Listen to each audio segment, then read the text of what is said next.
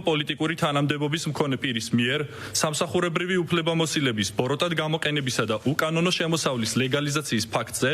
რასაც თან ახლდა განსაკუთრებით დიდი ოდენობით შემოსავლის მიღება, სასამართლოს განჩინების საფუძველზე დაკავებულია საქართველოს თავდაცვის ყოფილი მინისტრი ჯუანშერ ბურჭულაძე.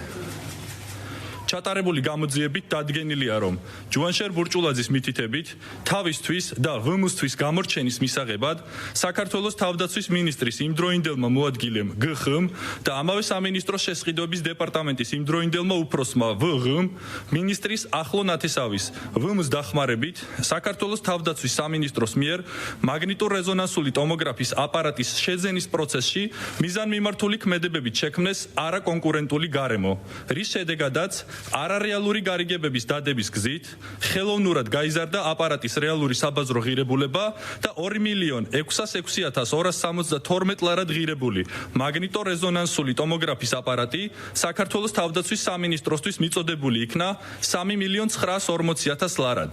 დანაშაულებრივი ქმედებების შედეგად საქართველოს თავდაცვის მინისტრს მიადგა თავდაცვის სამინისტროს 1.323.728 ლარის ქონებრივი ზიანი. 2025 წლის იანვარში